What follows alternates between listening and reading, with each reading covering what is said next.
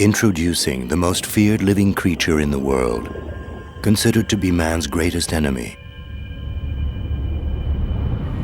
On the surface, it seems highly primitive, but in fact, it's an astonishingly efficient and sophisticated creature. A complex machine out to colonize our planet. An enzyme factory capable of foiling all of its opponent's cunning tricks as it relentlessly pursues what we see as a purely destructive mission. Of microscopic proportions, the microbe is too tiny to be seen by the naked eye, but in terms of numbers, it's a giant.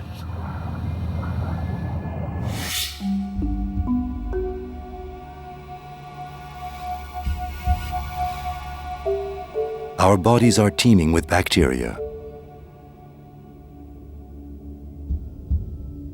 Our skin crawls with billions of these invisible visitors.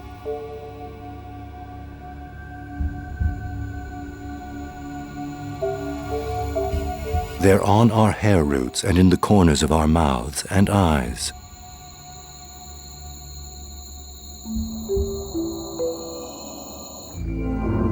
The microbe divides every 20 minutes, forming huge armies of its kind, clinging colonies of infinitely reproducing clones.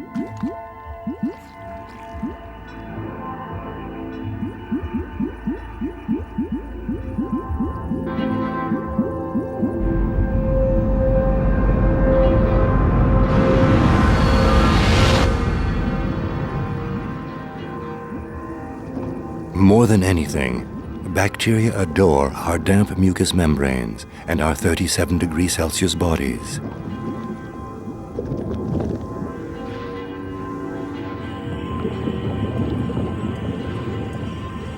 Our bodies are perfect havens to these organisms. They have colonized them since time immemorial, along with mud and the 7 seas. The more they have to eat, the more numerous they become. In fact, our bodies contain 10 times more microbes than cells. We can even say that within our own bodies, we are a minority compared to these creatures.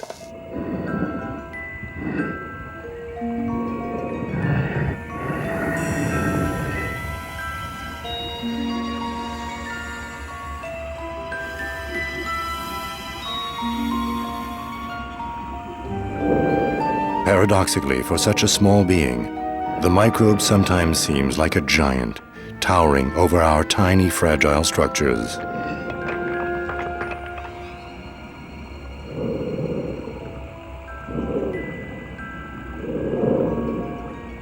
Most bacteria are harmless. Some are even an absolute necessity for our organism. For example, food would remain undigested in our intestines if these billions of helpful little workers didn't break it down.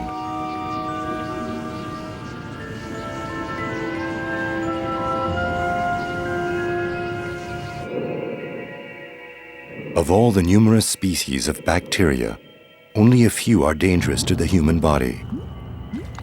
They produce toxins and multiply, causing health-threatening infections.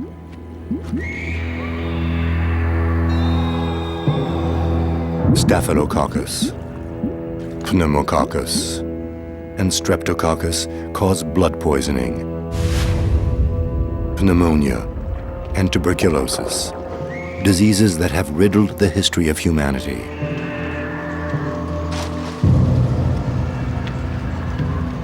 Our history is scarred by the merciless war waged between man and bacteria since the beginning of time.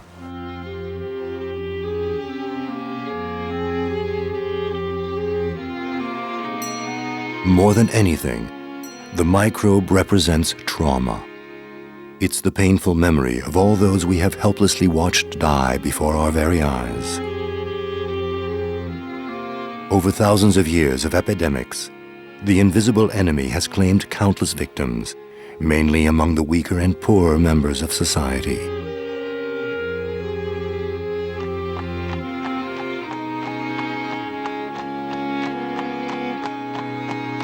It's as if the microbe specializes in causing grief among families. So it's hard to imagine what life was like before antibiotics were around. In the 17th, 18th, and 19th centuries, life expectancy was 30 to 40 years of age. People were usually killed by infections, tuberculosis or pneumonia, and all kinds of illnesses that are easily cured today. It was also very frequent for newborn babies to die of infections. So death by infection was a common thing, and there was virtually no treatment available for it. A perfect example is syphilis.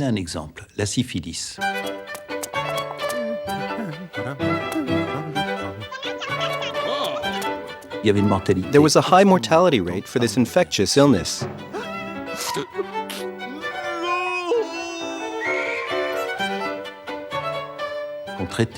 The treatment for this disease used to be mercury salts, which were extremely toxic. There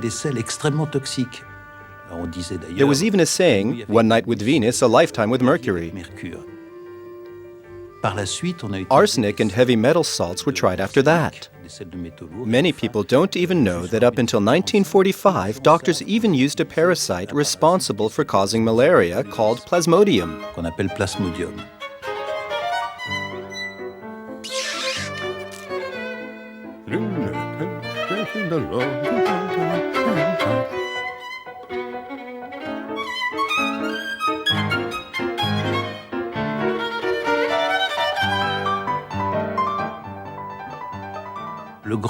The antibiotic discovery process took a new turn when scientists realized how bacteria and viruses influence the spread of infectious diseases. Back in 1880, nobody knew where infectious illnesses came from. They thought they were of genetic origin. They had vague ideas about contagion, but bacteria as a source of infection were totally unknown.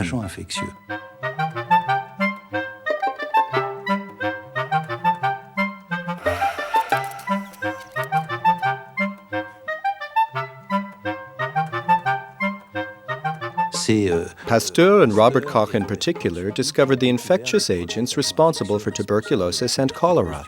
All the big diseases were discovered around this time. Then, the next problem was to find out how to treat such diseases, which almost always killed their victims.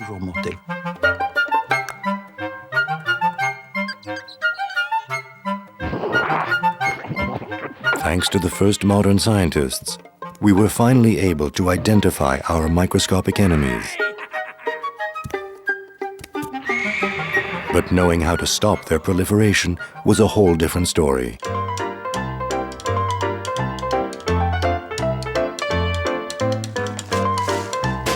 Man also realized how keen microbes are to live among us, crawling around us at close quarters and enjoying the dirt we leave behind.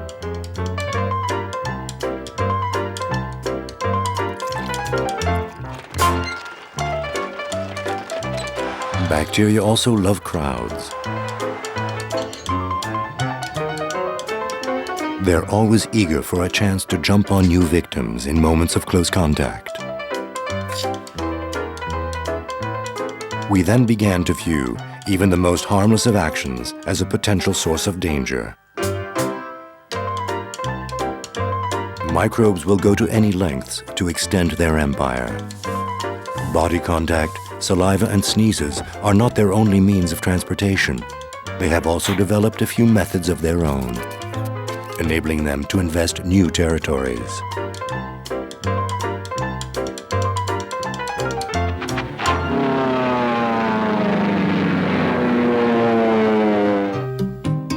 Bacteria have a particular liking for war and human exodus, as these are prime opportunities for it to multiply among the masses and single out choice, famine-struck victims. They also have a liking for our large industrialized cities, as these are synonymous with huge concentrations of humans. The spread of the modern world gave bacteria new techniques for moving faster and further afield, allowing them to continue sponging off human hardship in order to spread their empires. During this very long period before antibiotics were invented, bacteria were man's archenemies, and he tried everything and anything to come up with a miracle cure for these tiniest of tyrants.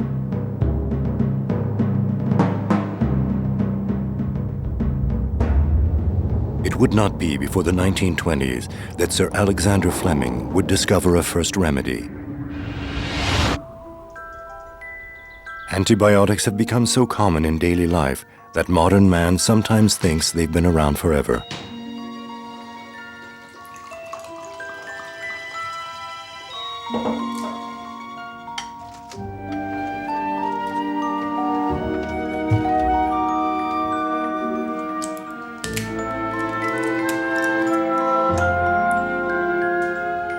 The antibiotic is the first cure capable of striking down the microbe. The only truly magical remedy in all of man's history, long awaited by doctors and patients alike.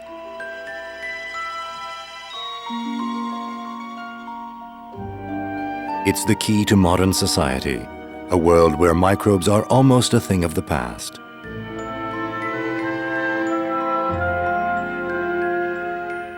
In the space of just a few years, the antibiotic became one of the pillars of the modern world.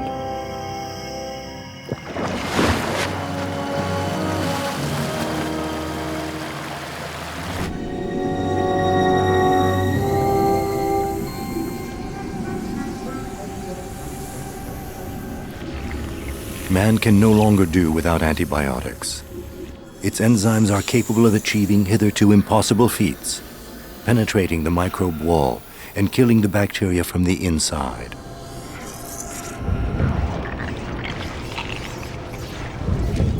The results are nothing short of spectacular. Western man has been quick to forget about the past, when microbes had the upper hand.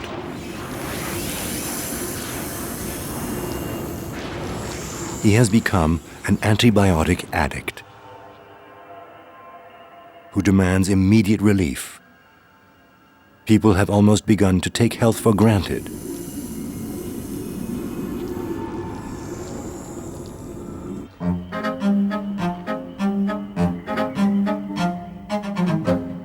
And for a modern society constantly on the go, the miracle fever reliever has become one of man's best friends.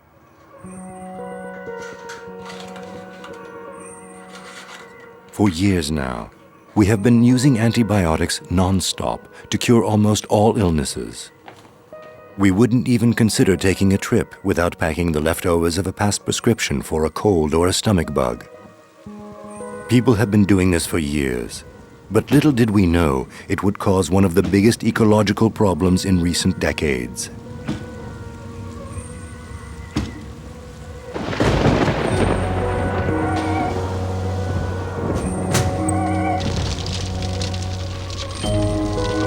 For 60 years, thousands of tons of antibiotics were dumped into the environment.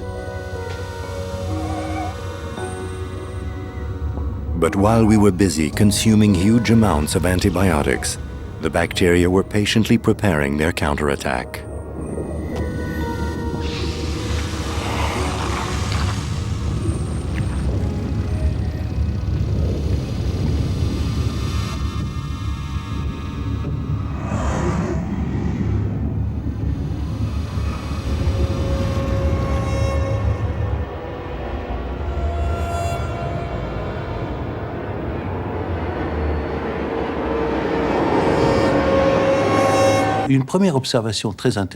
A very interesting observation was made by a key player in this process, one of Koch's students named Paul Ehrlich. He observed sections of tissue from patients who had died of infection under the microscope.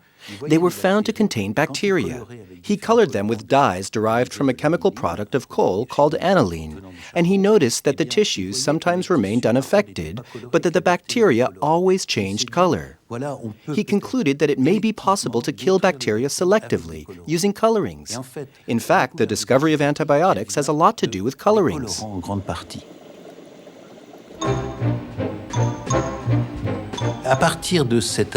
So, inspired by the coloring industry, researchers started testing tar waste, 200 chemical products or more. In the 1860s or 70s, they found various products capable of reducing fever. All these compounds came from carbon, such as carbon waste or tar. Then they looked into the possibility of using colorings to combat infection. This wasn't problem-free, as some colorings are very toxic. But they did realize they could be used to kill microorganisms. The big pharmaceutical companies that had sprung up along the Rhone and Rhine rivers were instrumental in this. In fact, the discovery of the coloring stimulated research.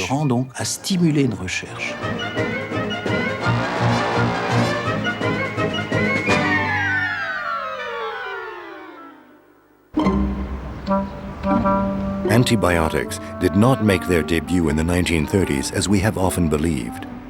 They date back to the origins of the planet 3 billion years ago. They are as old as bacteria. In fact, bacteria actually invented antibiotics. For about 2 or 3 billion years, bacteria were the only inhabitants of Earth. If we use Paris's Eiffel Tower as a timeline for the history of the Earth, bacteria would have appeared at the first floor.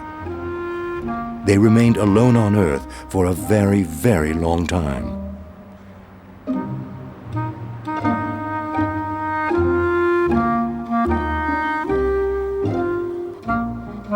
In fact, until about the third floor.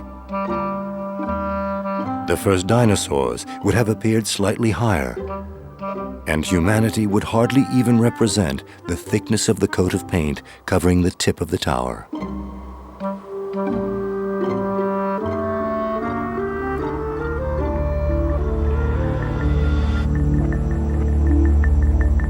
For 99% of its history, our planet has been inhabited exclusively by bacteria. In ancient times, Earth was totally covered in water, forming what is known as the primeval soup. Single-celled algae reigned supreme. They loved water and light and already carried out photosynthesis. One of the major changes that were introduced was an ingenious invention known as photosynthesis.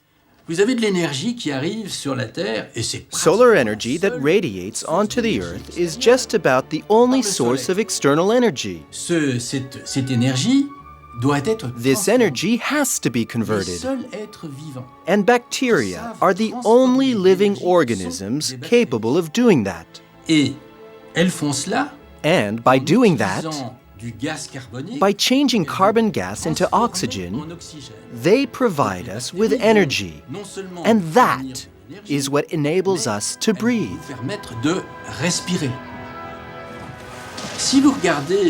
If you look at the universe as it stands today, Earth is the only planet known to contain life.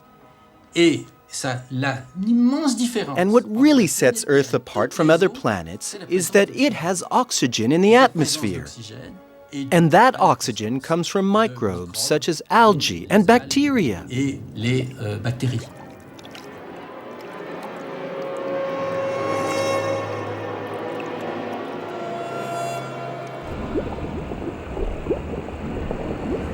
By performing photosynthesis for billions of years, bacteria brought about the greatest ecological revolution of all time. They gave off huge amounts of oxygen, wiping out most living species at the time, in other words, other bacteria. Only the microbes that were able to resist the gas survived. When the quantity of oxygen stabilized, a layer of ozone formed around our planet, shielding it from high-energy ultraviolet rays. It took the bacteria several billion years to create the atmosphere we now breathe. Mankind and every animal species on Earth would never have existed without their painstaking work. In the same way, we need energy in order to perform any physical movement. We eat sugar, for example, but then we need energy to burn that sugar. We get the energy we need for this from mitochondria, present in our cells. Our muscle cells, for example. Well, we now know with certainty that these mitochondria are none other than bacteria. A very long time ago, maybe 2 billion years ago, bacteria were absorbed by cells, where they took up residence. A kind of symbiosis was established between the bacteria and the cells that had consumed them. Now a mitochondrium, the bacterium needed the cell in order to live. In return, this mitochondrium bacteria inside the cell enabled the cell to utilize energy, which it could not produce by itself. The occupying bacterium allowed its host to live in an oxygen-filled environment. And so emerged the very first animal cell, the common ancestor of all animals and humans on this planet.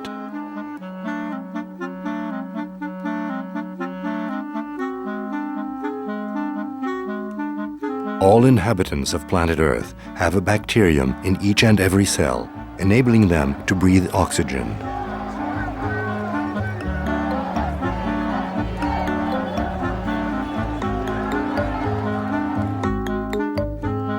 But the genetic genius of microbes goes even further.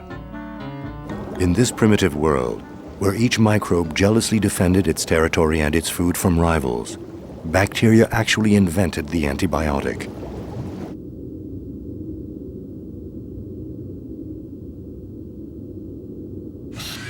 An antibiotic is an enzyme produced by single-celled organisms to destroy their opponents. In this hostile world, where each microorganism wages a territorial war, bacteria attack and counterattack each other with enzymes. The antibiotic is an ingenious invention, courtesy of the microbe. Man is also keen on territorial conquest, but during the historical period between the two world wars, he had still not found a cure for bacterial disease.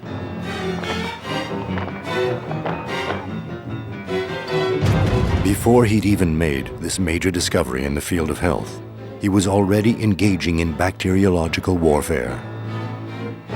Man learned how to kill with microbes before he even knew how to defend himself from them. All manner of playful little germs to inflict horrible diseases on whole networks. Mankind may not have bacterial enzymes for conquering territories, but it certainly has other technical means.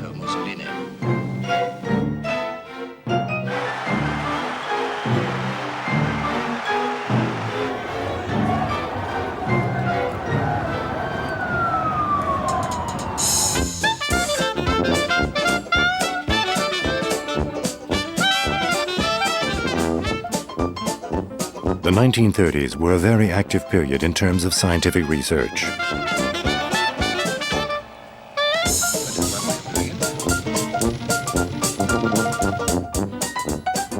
Man's dream of ruling the world was stronger than ever before.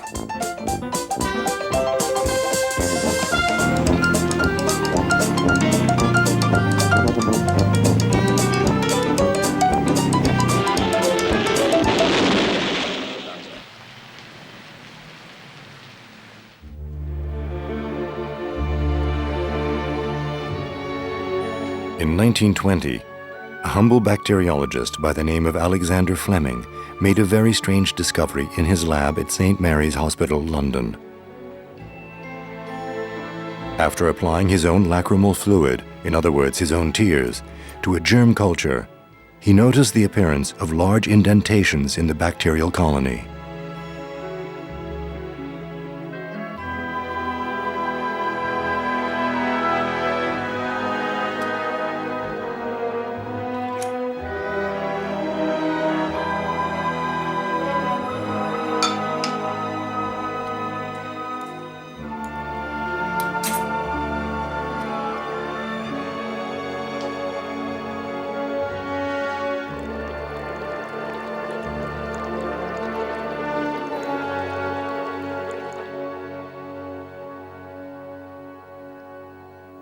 He named this phenomenon lysis and went on to develop lysozymes from tears and nasal mucus. But this first natural man-made antibiotic was ineffective on truly pathogenic bacteria, and the project was abandoned.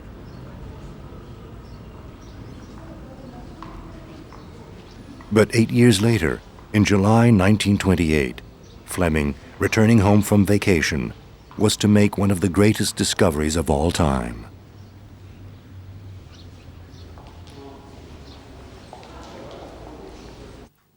Before leaving, he had left some Petri jars of staphylococci cultures in his lab. A strange mold had grown on them.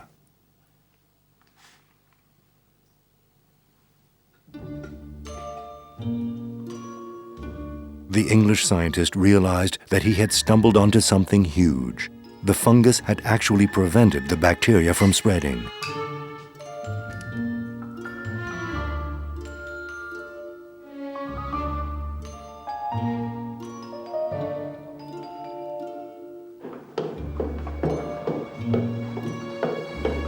Meanwhile, fellow bacteriologist Merlin Price was also carrying out research on natural antibiotics and was intrigued by Fleming's discovery.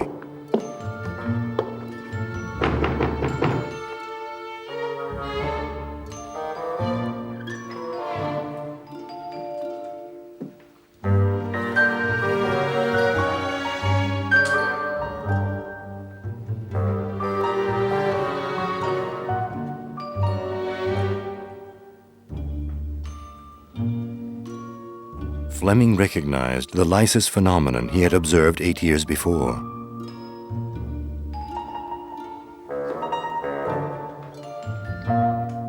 The mold he had just discovered was able to kill bacteria.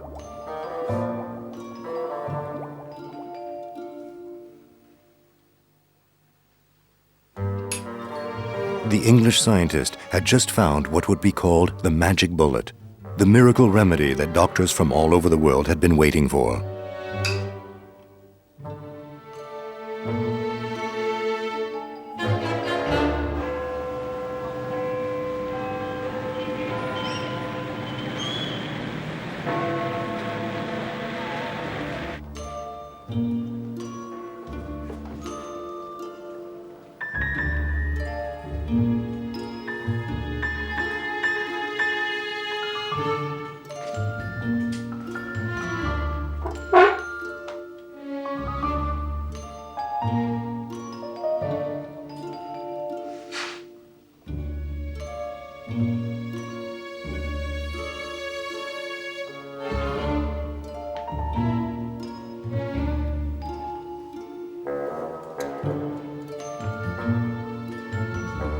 In the days that followed, penicillin revealed its revolutionary properties.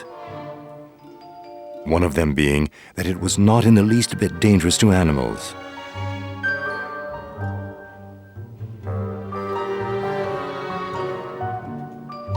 Before long, Fleming was able to carry out his first tests on human material.